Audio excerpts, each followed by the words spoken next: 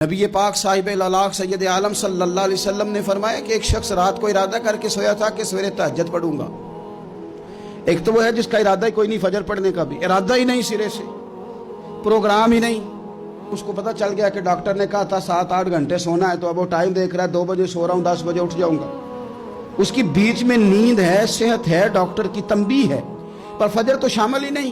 حالانکہ اس بات کو اچھی طرح سمجھ لیں، اگر آپ کا فجر پڑھنے کا ارادہ ہے اور 4 بجے کا 3:45 بجے کا آپ نے الارم لگا لیا ہے، تو 2 دن آپ کو الارم جگائے گا، تیسرے دن آنکھ خود بخود کھل جائے گی۔ انسان کی نفسیات ہوتی ہے کہ 2 دن وہ کسی چیز بھی اپنی عادت کو سونے جاگنے میں پکا لے تو تیسرے دن وہیں اس کا وہ مزاج بن جاتا ہے۔ تو اگر نیت ہی نہیں، ارادہ ہی نہیں، پروگرام ہی نہیں، تو کیسے آنکھ کھلے گی؟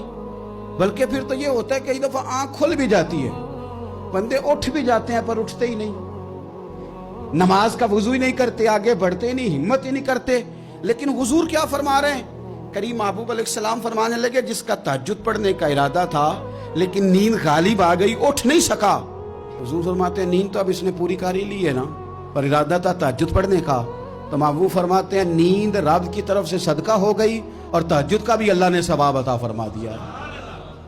ارادے صاف کرے، پکے کرے، نیتیں کھری رکھے، نیت صاف رکھے، اخلاص پیدا کرے، تو پھر تو گھر میں بیٹھے بیٹھے بڑی نیکیوں کا ثواب ملتا ہے۔ پھر تو اپنے گھر کے اندر موجود رہنے پر بھی اس سے بڑے بڑے لمبے سفروں کا ثواب ملتا ہے۔ حضرت انس بن مالک رضی اللہ تعالیٰ عنہ فرماتے ہیں ہم تبوک سے واپس آ رہے تھے تو نبی پاک علیہ السلام نے فرمایا ہمارے کچھ بھائی ہیں بھائی جو بیٹھے مدینے میں ہیں، پر ہم نے جو گھاٹی بھی طے کی، جو سفر بھی طے کیا، وہ ہمارے ساتھ ہی تھے۔ بیٹھے کہاں ہیں؟ مدینے میں، پر ہم نے جتنا سفر طے کیا وہ ساتھ ہی تھے۔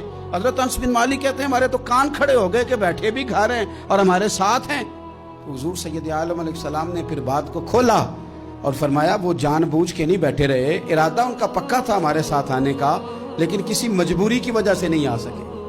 کوئی بیماری نے آ لیا تو نہیں آ سکے، چونکہ وہ مجبوری کی وجہ سے نہیں آ سکے، آ نہیں سکے، لیکن رب کریم نے ہم جس سفر سے گزرے ہیں اس کا اجر انہیں عطا فرمایا ہے۔